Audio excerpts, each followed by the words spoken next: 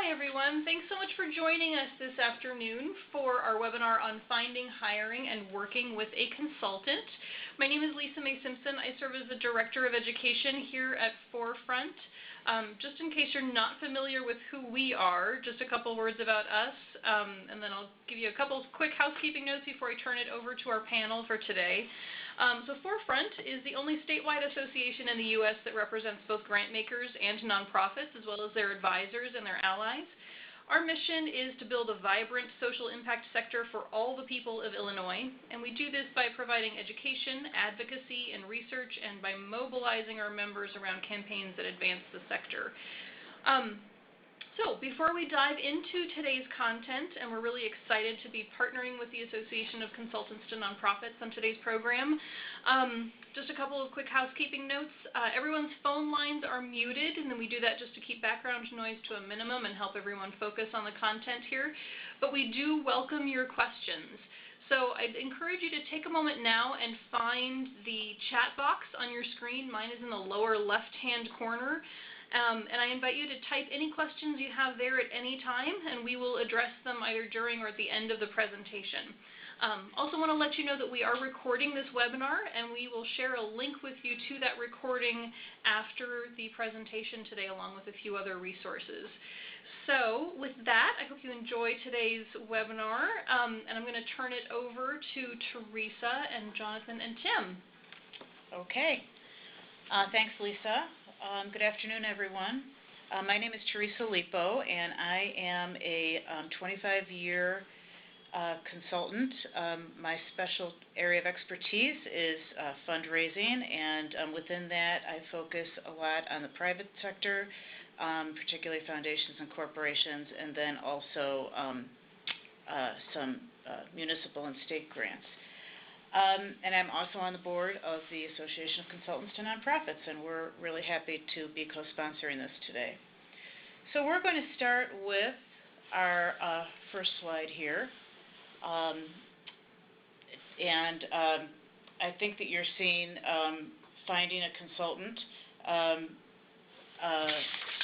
here, and I'm going to go to the second one, actually. That's our title. So we're talking about finding a consultant, and how can a consultant help your organization? Now, obviously, some of this is pretty self-explanatory, but consultants are, we're here to help you with issues and challenges for which you don't have internal expertise on your staff. And those might be very specific things. Those might be some urgent challenges, or they might be some long-term issues that you're looking at. Consultants can also help your organizations with a different perspective, bringing in the value of an outside voice, which can be helpful. These areas are illustrating some areas where consultants can help you, and they can go from anywhere from program evaluation, obviously, to finance issues, human resources. Social media is a big issue these days, obviously. A lot of nonprofits need some assistance with getting a robust social media presence for themselves. So those are some examples. I'm going to go to our next slide here. Now, where to look? There's a lot of options available to you in terms of where to look. The most obvious thing, of course, is to talk to friends and colleagues at similar organizations. Talk to other executive directors. Get referrals from them. Talk to other consultants.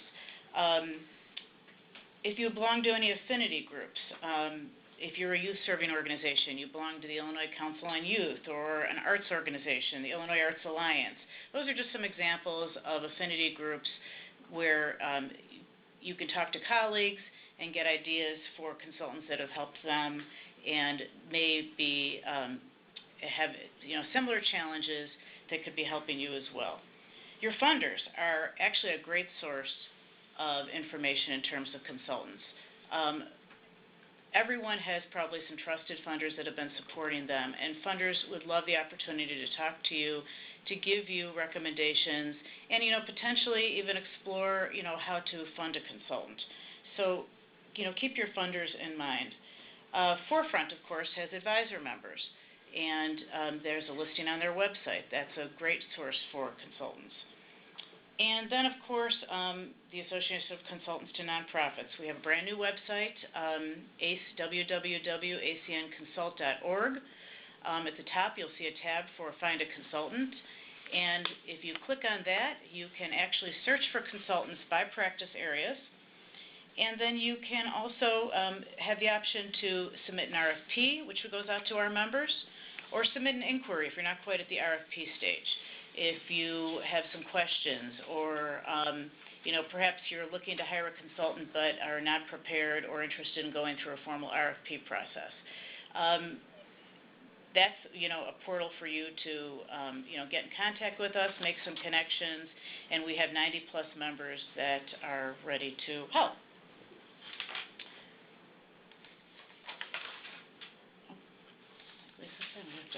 Okay. Start preparing the RFP. Here I'm going to be turning this over to Tim and Jonathan here, but some of these questions are pretty self-explanatory as well. Do you really need a consultant? Is there someone in your organization that is able to handle this, or does this require specific expertise? What is an RFP? I'm going to ask Jonathan to elaborate on that a little bit, because he has some experience in that, and he can introduce himself at the same time, since I neglected to do that at the beginning. Sorry. No worries, Theresa. Thank you. Hello, everyone. As Theresa said, my name is Jonathon Eisler. I serve as the Managing Director for Perspectives Organizational Consulting Group. So we're really focused on organizational effectiveness and culture and things like leadership development and workforce capacity, etc. So the perspective that I'm going to be bringing to today's discussion is really from the vendor, or from somebody that may be responding to an RFP, and also within that, I'm really talking about it in the sense that I have the privilege of working with a number of consultants on our team, as well as subcontractors too, that we're able to bring to different projects based off of the need. So, what is an RFP? That's a very broad question, I think, because I see so many of them from so many different types of organizations that are in all different states of readiness to actually even begin this process. And I think that that's actually where I would like to start this discussion from, because I really see that there's 3 different things that that an organization will need to consider before they even move into the RFP process, or even putting one out there. So one is really, how defined is the need or the issue that the organization or that you're looking to address? And I think this is a very key question here, because I've seen RFPs, then you can tell that this process has really been thought out. Their expectations are clear.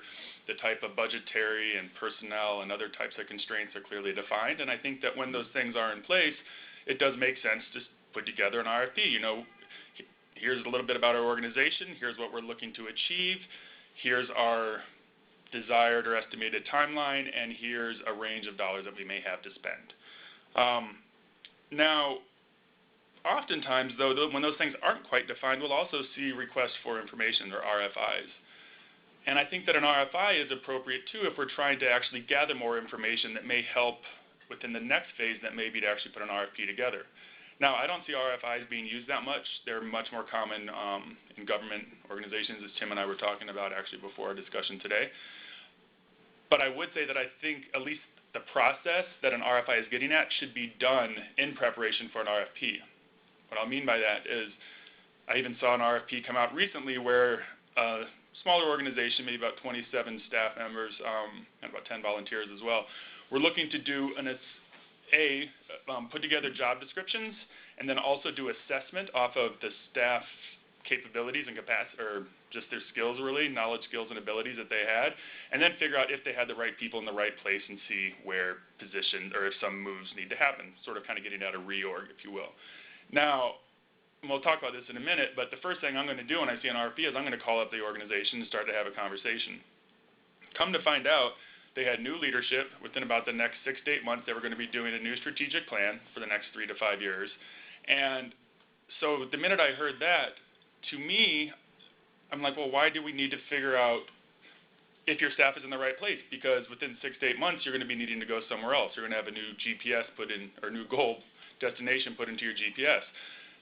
After a little about another 30 or 40 seconds, I realized they were really trying to find out what it would cost as a part of this, because they wanted that information to go into their strategic plans. They knew they would have to budget for this. So the case in point here is that really think about what is it that we're trying to accomplish here, how well do we have the parameters defined, and if we are ready to go forward with this, do we also know how we're going to determine a good fit for someone that does respond to our RFP. I will even add one more step that I would even put before that RFI. Sometimes just a conversation is helpful too. You know, I'm looking at Theresa here too, because we've both seen things where an RFP will come out and really they're thinking someone who may be thinking about starting a new mission-driven organization. We're like, well, let's even just sit back and start talking about this. So back to what Theresa said on the earlier slide, I think it's important to really talk to your trusted advisors, talk to people within your network, and even sometimes just start having a conversation. Depending on how that goes, you may even be able to skip that RFI process if you really do have the parameters and the objectives in place and move straight forward into RFP. So I don't want to go too far in here. I want to turn it back over to Theresa and to Tim. Well, so sorry, this is Lisa. We had a question from Bruce. He's wondering if it sometimes helps to have the consultant help define the need or the issue, the goals and the timetable. Any thoughts on that? I'm going to respond to that one because it's good to see Bruce on there. How are you doing, Bruce? And absolutely. And I think that what Bruce is getting at there is really my part about having a conversation. You know, with ACN, Association of Consultants and Nonprofits, quite often we will get something like an RFI or an RFP, but once we look at that, one of the board members will even just pick up the phone and call the organization, start talking through it with them. And that's when it really is beneficial to, A, whether it's someone in your network, or B, a resource such as Forefronts Advisory Group or ACN. Yeah, really do reach out, because sometimes you'll find out that what you thought was the issue isn't the issue, or you can start to get some better parameters in place and start to lay that groundwork to make it more effective once you do go forward. So Jonathon's talked a lot about external communication with the consultant, obviously, and communications with others to help define, you know, an RFP. So what about internally, though? You know, your board members, your executive staff, it's equally important to make sure they're on board, that they know where you want to go with this. And so I'm going to ask Tim to introduce himself and talk a little bit about the process that you've used in the past to ensure that your staff are supportive and knowledgeable about what a consultant would be doing. Absolutely. Thanks, Theresa. This is Tim Sheehan. I'm the Vice President of Home and Community Services at Lutheran Social Services of Illinois. And I think 25 is the number. I've been at LSSI as well for 25 years. And so through those years, I've worked with various consultants, and I've also worked with consultants in associated groups that I participate in. And so whether it's a federal group or a state or local group, you know, I've found the use of consultants imperative as we move forward in terms of how we look at human services, and all the more so in the last 5-7 years as human services integrated into healthcare. And so for me, there's a great deal of need for consultants and different types of consultants. And I think in terms of whether you're talking about your own board or your own executive team, whether you're part of an association and you're looking at something, whether you're part of an advocacy group and you're looking at something, I think transparency and communication are critical. And, you know, earlier was talked about if you've got someone to do the job, then utilize them. Don't, you know, look outside if you have someone internally. But we find these days so often that you do need to look outside, because we don't have a lot of skill sets that are needed in how human services and healthcare is evolving. So I think it's critical. But I don't want to gloss over this idea. I think it's absolutely imperative, and each organization is different in how you get to that point. I think, though, what I think is pretty true, regardless of your organization, is the idea of high levels of communication. This is where we're going. This is the strategic plan. This is what we have to accomplish. We don't have these three pieces. How are we going to get there? And I think for me that really leads, you know, Bruce's questions and Jonathon's response, I think, is right on from a organizational perspective of someone who would reach out to a consultant, because the conversations are probably about 80% of how we find our consultants, scope our work, clarify our work, even before you jump in, because some consultants will tell you, I'm not the right person, you should talk to so-and-so. And they can actually, in that quick conversation get you on the right path, because sometimes you don't know what you don't know. So I can't underscore how important I think, you know, Bruce's point and Jonathon's answer was, because that really is how a lot of it is. Now, if we're, like I can tell you right now, we're part of a national group that's looking at a consultant, and that's a very structured process, because it needs to be. You know, it needs to be structured because you're going across states, you're really spanning a lot of subject matter, so that becomes all the more important. The conversations are really important, but they're less so, given the structure of the ask. So again, regardless of the organization, focusing on board, down to leadership, transparency, and good communication. Great. The only thing I would add in terms of before you start preparing the RFP, and if you are trying to figure out if you need an RFP or want to go a more informal route, you know, that's the most formal method of identifying a consultant. And if you're getting any kind of government money, or if you're a government agency, of course, you're going to have to go through that process. But as everyone was saying, if you're not quite prepared to go through that formal process, then that's where the communication needs to start, obviously both internally and externally, as we've just been talking about. So before we move on, we had another question from Bruce, and Tim, I wonder if you have thoughts about this. He asks if you can offer a couple of good examples of what high board or staff engagement looks like in a consulting project. I can tell you from my experience and from talking with other organizations, you know, I think that it really begins with how each group defines how they're looking towards the future, and how, if you define that as a strategic plan or some other process, is really talking about where you're going, and taking time to recognize that that having a clear picture of that, and having that kind of bubble down to the folks who may have to implement it. You know, at LSI, we're very lucky to have a CEO who really facilitates that communication. But one way or another, you have to have that process where the information can get to the direct service staff and get back to the board, and really have some level over many months, some kind of focus on where you need to go. So it really does take some time, and so I think it takes CEO leadership to actually create that connection. And again, if you have it, it's great. If you don't, it's something to build on, you know, something to build towards.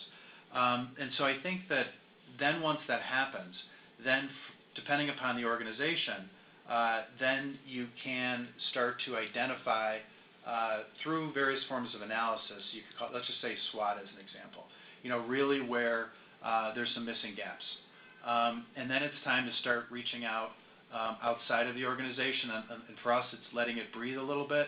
You start to talk to folks outside the organization, talk to colleagues, associations, those types of folks, and starting to again bring back information.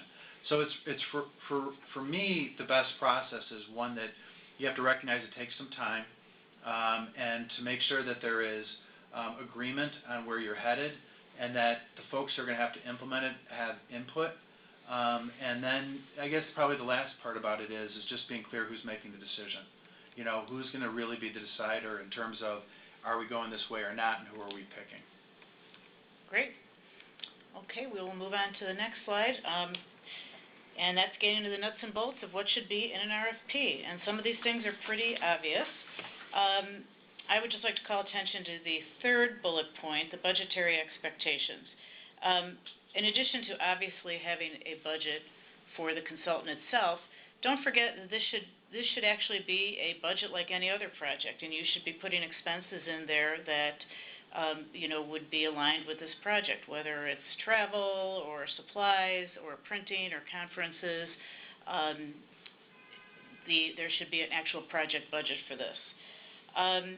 But I'd actually like Jonathon to address the second budget point. You know, as someone who regularly responds to RFPs, how would you define an effective scope of work, you know, under number 2? Now, I feel like I'm going to keep saying this, but it varies. It varies so much. I think it varies by the organization. It varies by the project. It varies by how success of the project is going to be measured too, right? And I may also be saying that from the perspective that I may respond to RFPs versus you, Theresa, that's coming at from a fundraising perspective, right? Mm-hmm. So we may be looking at ones that actually come in and do a complete compliance audit of HR policies and practices, all the way down to something as simple as executive coaching for a select team, right? To even a whole organizational assessment, to strategic planning. So it really is broad ranges. I like what you're saying, though, to think about the stuff that you may not normally associate with the budget of what actually needs to go into it. But I think the more clarity that can be brought to what the scope is going to entail, back to Bruce's point and Tim's point too, about having these conversations up front, I think that then, from somebody that's responding to the RFP, we're able to have a better idea about what it really is going to take. And through those conversations up front, I would say 8 out of 10 times too, the organization may start to realize, or will start to realize, that there's things that they hadn't necessarily taken into account as well. So it's not uncommon for me to get a revised RFP that may come through following a couple of these conversations up front. Great. And looking at, the resume, the description of the consultant's background, I mean, obviously, you want to get an idea from, each of the consultants that respond as to what their experience is with similar projects to what you're going to be needing. And the only thing I would say is to beware of consultants that are portraying themselves as generalists. There really are a consultant that says they can do a capital campaign and a strategic plan and evaluate a program probably is someone you want to steer clear of, because obviously those are all very different skill sets. And you really want to do some due diligence and find, using references and information, to find someone that fits really what you are seeking. Is that your experience, Tim, as well? Yeah, it is. I think that we have used consultants for a lot of different reasons. Some of them may be a little closer to a generalist, but you're right. We have found that you have to really have a core skill or a couple core skills. And they can kind of practice as a journalist maybe, but you got to have to be able to deliver on those 1, 2, or 3 things. A lot of it depends on, we've had consultants come in with very defined set of objectives, and that's what they do. I think we've had also consultants where we recognize at the very beginning that it may be a little bit more wide open, so we tend to open the lens about getting closer to a generalist. But I think that you're right. I mean, you have to make sure that the person's skill set isn't so diluted that maybe they can't achieve what you're hoping them to achieve. Right.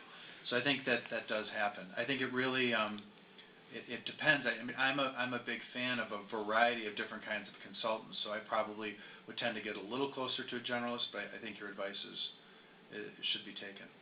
Well, and also, I mean, most consultants, if they don't have the specific skill set, can refer you to someone else, or there can be a collaborative arrangement worked out so you can have all of these issues addressed, in one scope of work as well. Yeah. So, real quick, I want to jump in on there too. I know we have a couple questions that Lisa's going to read here in a second, but I was just reminded, Theresa, when you're talking about, the too broad of the generalists.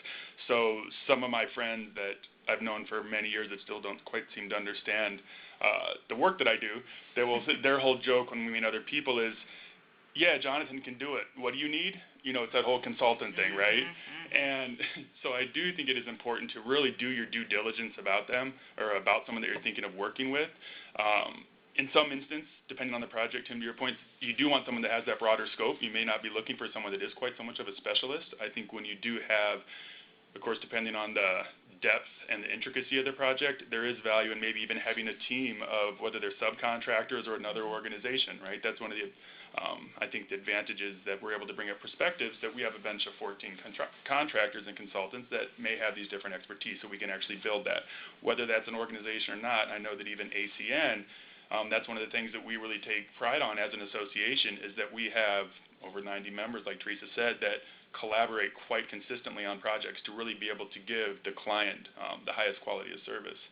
The last thing I would say about the due diligence with vendors is I'm seeing it more and more, also more with public companies too, or organizations, but even having to provide 12 or 24 months of financial statements, even audited at some point too. And I think that this was even, I saw this more probably in 2008 to 2012, for some very specific reasons, but they also want to make sure that the organization is reputable, the organization has been around, versus Jonathon and Associates that lost his job in corporate America and hung a shingle. Absolutely.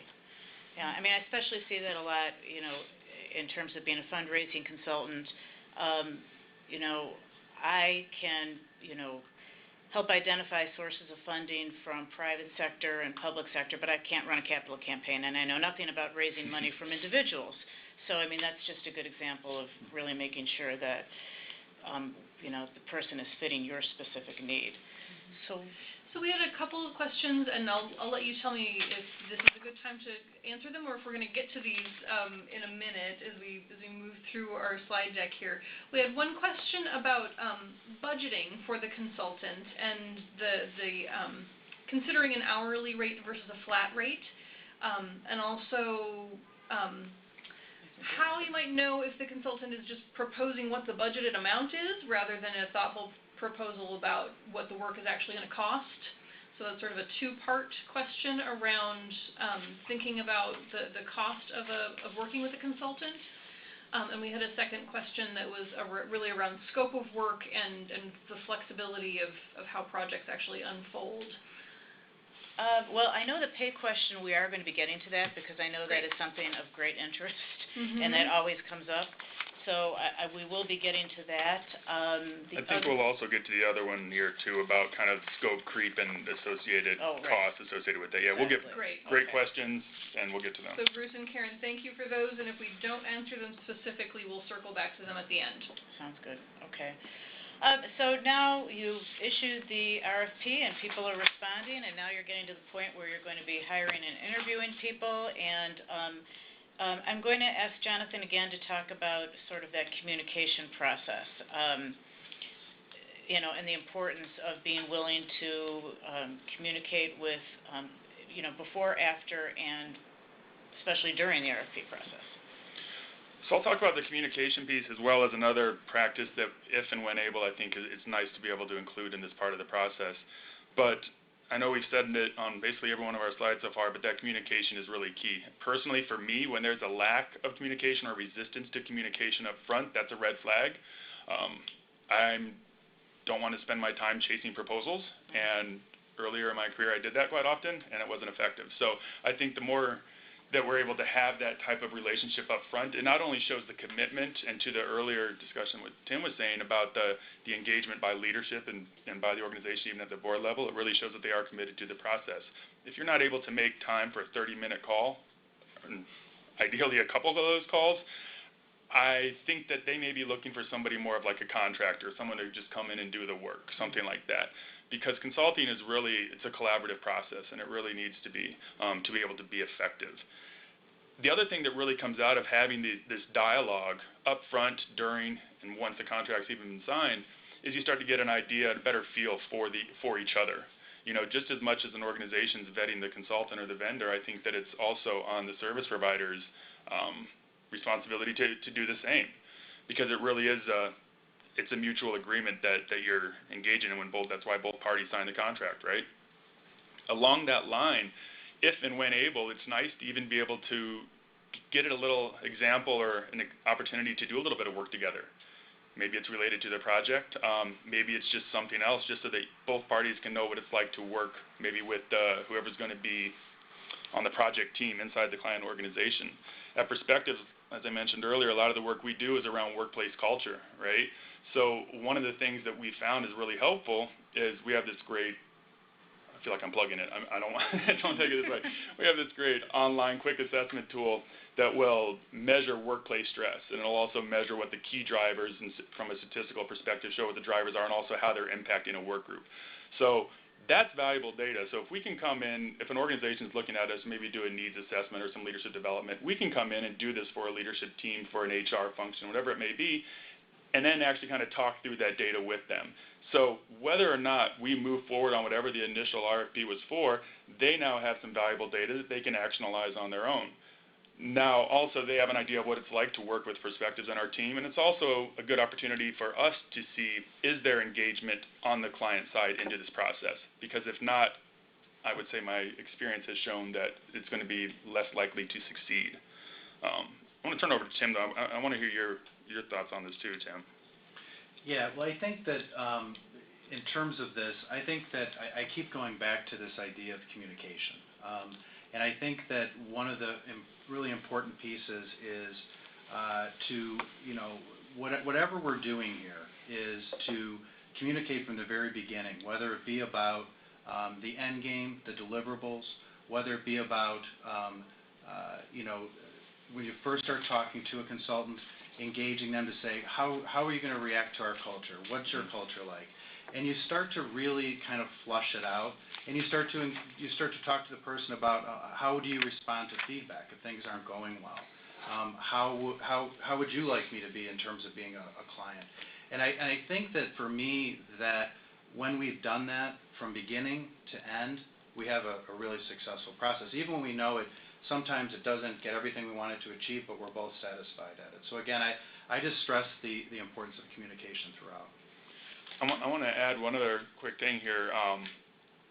I think from somebody that responds to our RFPs, it's a really nice opportunity to not only get that experience firsthand of what it may be like working with the client, and because that's not always possible, it's also nice to be able to maybe speak to other consultants that they've worked with in the past. So I've actually had organizations that have said, if you would like to speak to somebody, here's an opportunity, here's a couple of people you can give a call to. Now, thanks to things like LinkedIn, it's also quite popular to be able to search our network and be able to see. So, and I've done this, and I've heard some stories that have actually led me to decide not to respond to an RFP based off of some specific things. Now, you can't use that as a blanket rule, but when there were very specific names that were mentioned, and those names were also a part of the RFP, I think that was sort of a no-brainer for me, that I don't want our team to actually get involved in something like that. So the due diligence goes both ways, is what I'm saying. Yeah, I completely concur. I mean, I think that the idea of really trying to, having a consultant being open to that is a really empowering thing as someone who's looking to hire someone, because it makes me, first of all, feel more confident about that person, that they have the confidence for that to happen and that they encourage that. And it creates an environment where you feel like, that immediately the consultant's starting to help you from the very beginning. And so I really do encourage that if people are comfortable with that. When it comes to vetting consultants, we had a question from Leslie. She's wondering if all consultants should have some type of professional certification. Any thoughts on that? So, That's a good question. That is a good question, and it's a debate that I get into quite often with my friends and colleagues. I'm going to say yes and no. What I mean by that, and I don't mean any disservice to anybody that has spent the time, invested the energy to get the certifications. That would also make sense if you ever saw one of my business cards, why I'm also giving that disclaimer. But I think it really depends on the need. So I can use coaching as an example. So there's over 500 coaching certifications. And there are some people under the belief, and they're offered by anybody, right? There isn't a governing board that really controls what it means to be certified by a particular organization. And there's some people in the industry that will say, well, I understand the model, so I can help address any problem. Personally, I believe that relatability and what's the word I'm looking for here? I guess the relatability and the expertise in the issue that you're trying to help the clients on really trump that, typically overall, right? Because if somebody's going to be working with me on a project, they need to know that I've helped address other organizations that were similar to theirs, or projects that were similar to theirs, or I've had success in achieving goals that are similar to theirs. And to me, I think that trumps a certification. That being said, there are some specific things, such as certifications or processes, that if that really is what the project entails, well then yes, I do think that you should be somebody that is certified in that project. So sometimes I'll see an RFP that comes out if an organization is looking to do a talent assessment of staff, and they specifically want DISC assessment for all of their leaders from a specific provider. Well then I would hope that anybody that responds to that RFP has that certification, because that is a qualification or requirement of the project. So the answer is yes and no. Yeah, and for us, it's really if someone has a credential, or they have some sort of they've passed some test, or they've done some great work to prepare themselves and make them more of a professional in some area, that's a wonderful thing. If you're looking for a CPA, you're looking for a CPA. If you're looking for an actuary, you're looking for an actuary. We have found, though, that it's really all about how effective is this person going to be, and judging have they done things similarly. Do their colleagues think highly of them? Do other organizations, have they hired them? and do we believe they're going to do the job? I mean, that's really what it comes down to. So it's certainly, I'm by no means any expert in this. I'm just more on the hiring consultants, but it's not something I look for. I mean, in terms of fundraising, there's obviously all kinds of fundraising certifications that can be had. I personally believe that, positive references, a track record, experience and success far trumps any certifications that people are going to have. It's easy to get a certification, but yet only have a minimal amount of professional experience and a track record. So I would say yes and no, but I would veer on the no in terms of the importance of that. Good question. Okay. So the contract. There's a lot of things here that you want to make sure is in a contract, and these are all very specific things that it's important to get spelled out from day one to minimize any kind of conflict, confusion, misunderstandings, things like that. One thing I did want to ask Tim and Jonathan, a separate work plan. Do you like to see the contracts have a work plan incorporated into it that spells out everything in terms of... Yeah, this is some of them yes, some of them no. I mean, some of them that's really what you need. So if you have something that especially multiple organizations are engaging in, I think it's critical. I think that it becomes less critical the more that the consultant is dealing, in a sense, with let's just say a smaller group of people, and it can be more focused. As long as you have really good deliverables that are built into the boilerplate or kind of the agreement, then I think that you've got some room there.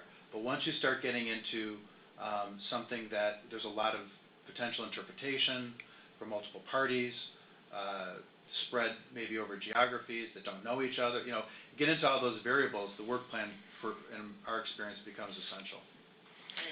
I would agree with that, and I think that the work plan, and this goes, I think, to one of the earlier questions that could have been asked by Bruce here, that you also do need to identify things that could potentially cause the plan to deviate from what was initially laid out. Both from a timeline perspective as well as a deliverable perspective, and then also from a resource perspective. So is it extra time of your staff that are going to be a part of the project? Could this be pulling them away from other priorities they have internally?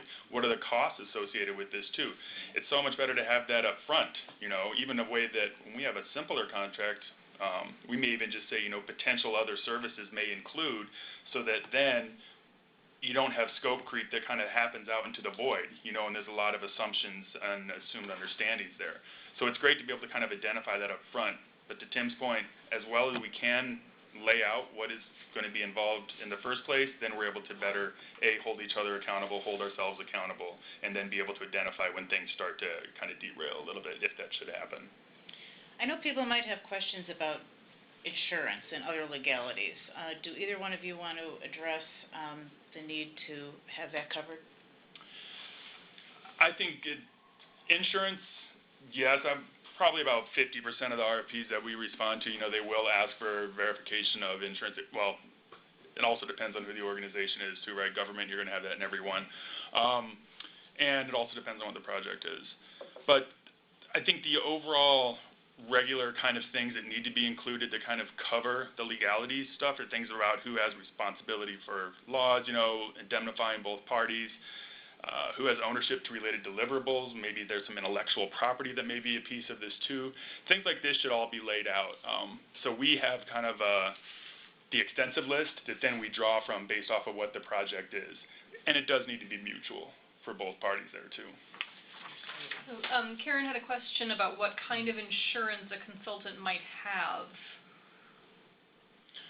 Yeah, so a lot of it, Liability? it's liability. Yeah. Primarily it's liability, and we'll see $1 to $5 million kind of limits, that are being requested, or for the consultant to be able to prove that they have. And it's also, I've seen this a bit more recently, asking for whether it's official or just self-conveyed, any type of history about legal undertakings that may be associated with the company too. You know, so they may be looking, has your company declared bankruptcy in the last 7 years?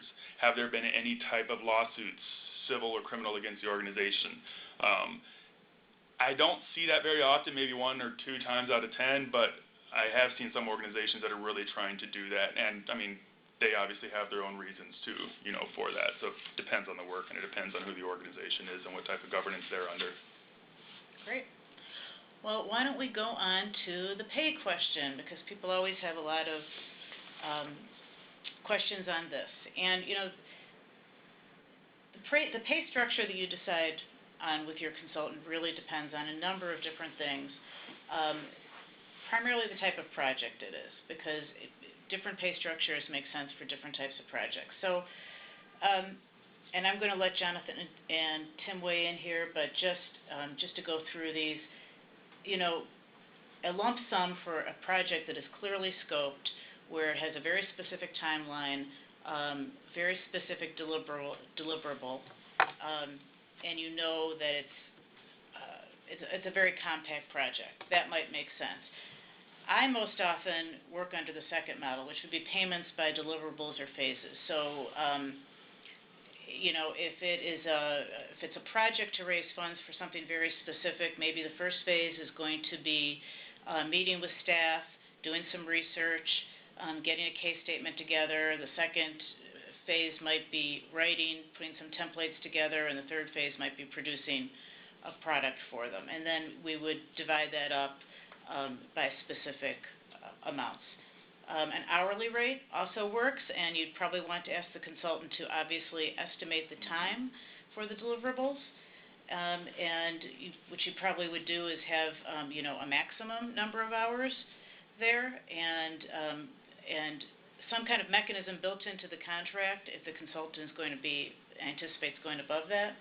And then, of course, a retainer is for a long-term project. So if you're hiring a consultant to run your capital campaign and it's going to take 6 months to do that, you might want to be looking at a retainer situation. And I'll open it up to you two and see if you have any preferences. Theresa, I think those are all great examples of what can work, because they all can work. And it's really, the question is the match between, realistically, how do you see this project unfolding?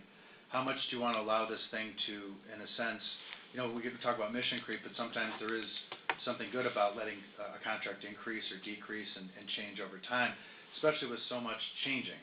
We have had interest in allowing, you know, something to start in a certain place and it modify over time.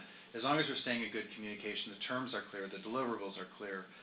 You know, you deal with all those things, you can allow them, so then you kind of match whatever these 4 options that you laid out to whatever it is that you're trying to accomplish. Again, going back to, and I'll keep being just going back to this one theme of communication. As long as we're saying that this is what we're working on, here are the terms, and you have an out clause, you know, we've always felt comfortable proceeding that way. I don't need to go through in details, but we actually use all 4 of these, again, based off of the project. I think that Theresa gave some good examples of those. I would just add to that regardless of which one of these 4 ways that the project is set up, that we do need to clearly identify potential things that could add to the scope, or, you know, get in front of that scope creep, and what the cost would be associated with that. But ultimately, I think the majority of them is going to be really driven by budgetary constraints too, right? So that's why your point, Tim, about communication is so key, and also creativity. You know, whether it's, yes, we need this, well, we want this, but we can do that. So then a consultant, somebody that's responding to an RFP, should be able to say, okay, so let's talk about that. How can we help you?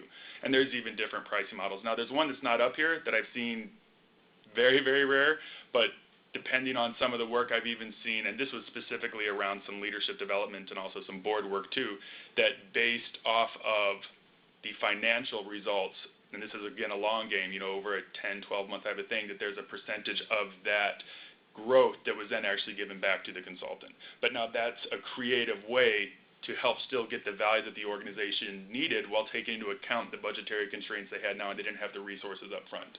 Right. I think that's a great example, because a consultant who is very well acquainted with something knows that there is an upside and may be willing to take on some of that risk by lowering their fee and jumping in on that or working that out. I think that I see that as a very workable model.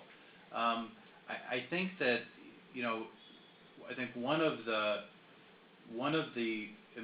important pieces that has been raised is basically making sure that we like to right now, and this is again, it doesn't speak to like a highly structured approach, but we really like to include the consultant in on the pricing because it regularly now has changed the scope of what we do. Mm-hmm. So it's already been stated, but I think it can't be stated enough that you have to, the person who's going to do this work, they have oftentimes perspectives that we'll never have and will change the very foundation and setup. And so I think a lot of times people want to have this cleaner and kind of like done, but I think it's something to really chew on because it really gets at what do we want to accomplish here, and don't be afraid of, discussing it if you're comfortable with that as an organization.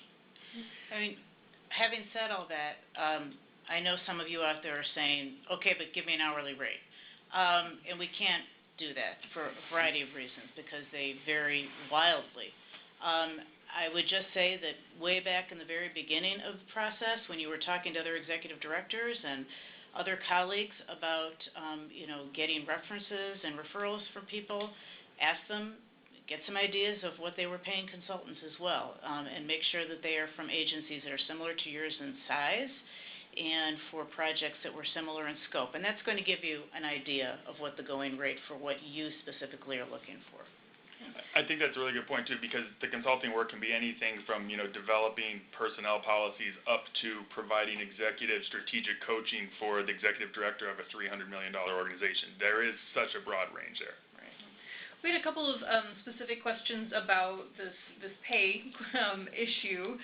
One, I think we might have touched on, Tim. I think I heard you address this. It was about how to know if a consultant is just proposing what the budgeted amount is rather than a thoughtful proposal that reflects the actual cost of the work. And I think, Tim, you really addressed that around communication and engaging the consultant in that conversation about what the real cost is. Any other thoughts about that? I think if you use that example, and I would address that directly with them. Here's my concern: is that you wrote to the budget. Yeah. Is that true? And getting that reaction, no, I didn't, or well, I kind of did, yeah, because I'm thinking that's how much you want to. Engaging right in and being very direct about it, especially if that's going to be how you're going to manage with the person. You're going to manage it. Might as well from the very beginning just say, here are my concerns, and get right to it. Great, well, thank you. Approach should be broken down too, so it's less likely that they'll be doing that.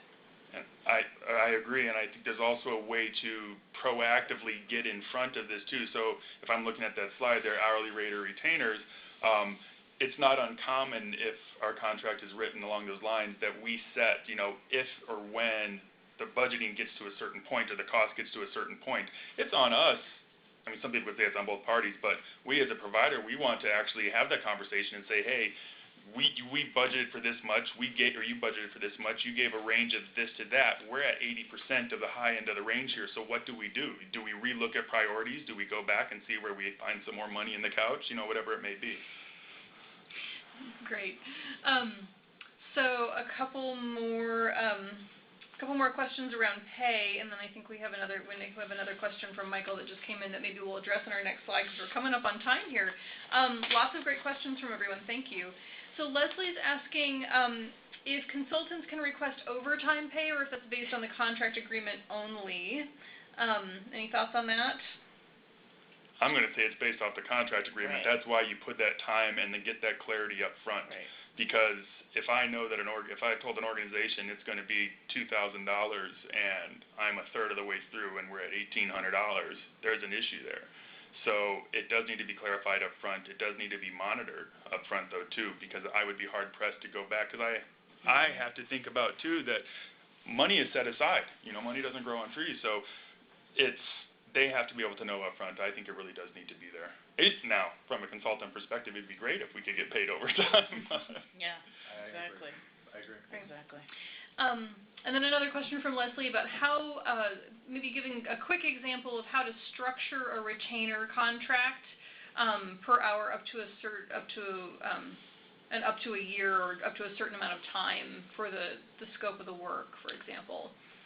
Well, I've done this on a number of occasions, and what I've usually done is obviously get an idea of where this is going on a long-term basis, what specifically is needed, and then it's estimating hours, and then averaging those hours out.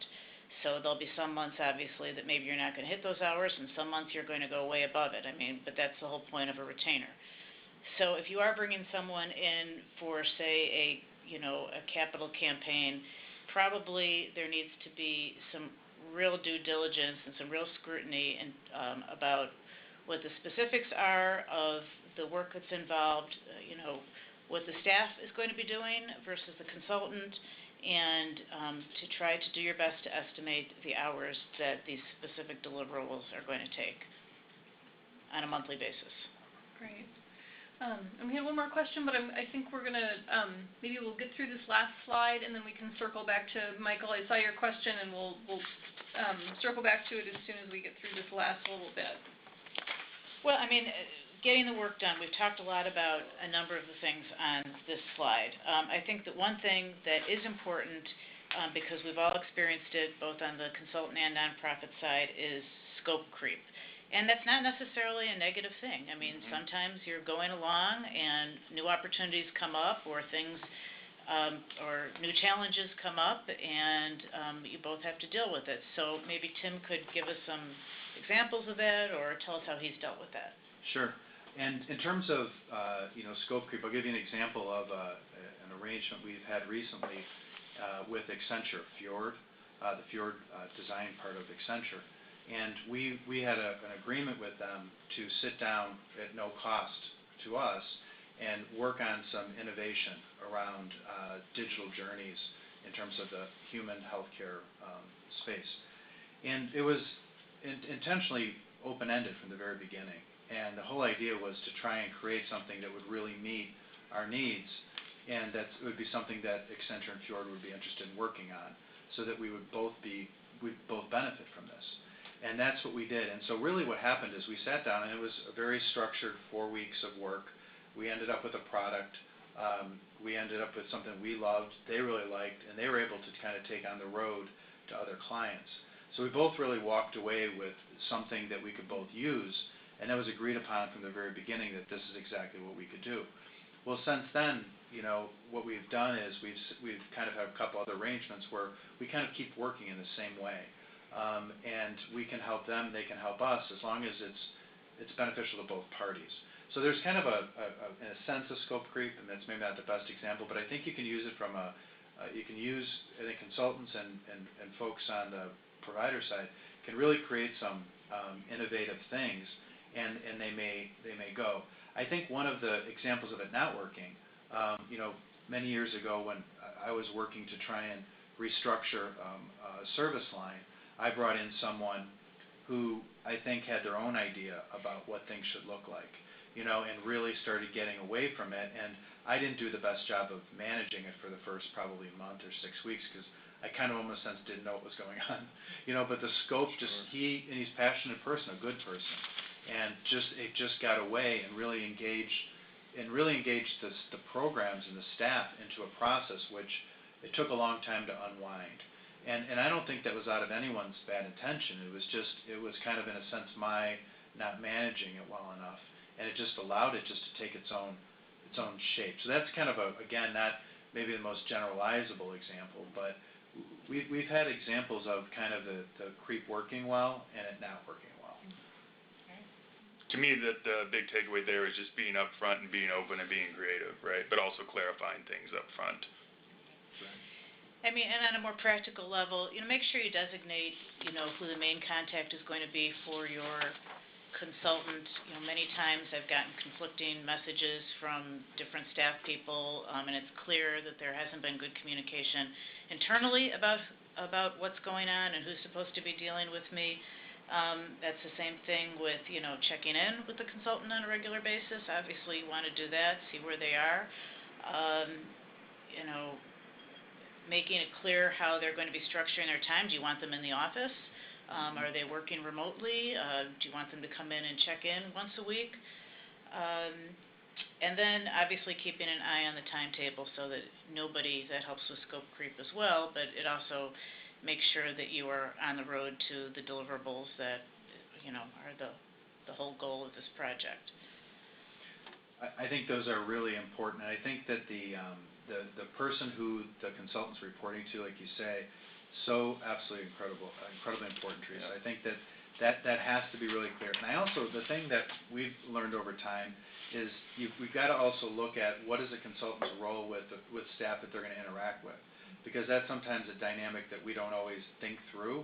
And what does that interaction, what should it be, and how should people really be prepared for that interaction? So you want to really define who's the main person, but the more a consultant can kind of work with a variety of folks as appropriate in an organization, sometimes we haven't prepped our staff well or prepped our consultant well on how to do that most beneficially. And the other thing is, I think in terms of just always making sure that we have some form of evaluation. And for me, the evaluation can take a lot of different shapes, but there's almost a sense of continual evaluation, it's almost a built-in TQM or CQI feedback. It's just constant. We're not achieving it. We're doing a great job. This is really bad.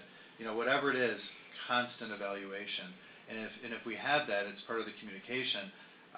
You can course correct so quickly and minimize the impact. Great. So we're coming up on the hour. We have 2 questions, though, that I'm hoping we can get to. I don't know if you want to go ahead and move up the next slide, Theresa, so folks can see who they've been hearing from for the past hour while we tackle these last 2 questions.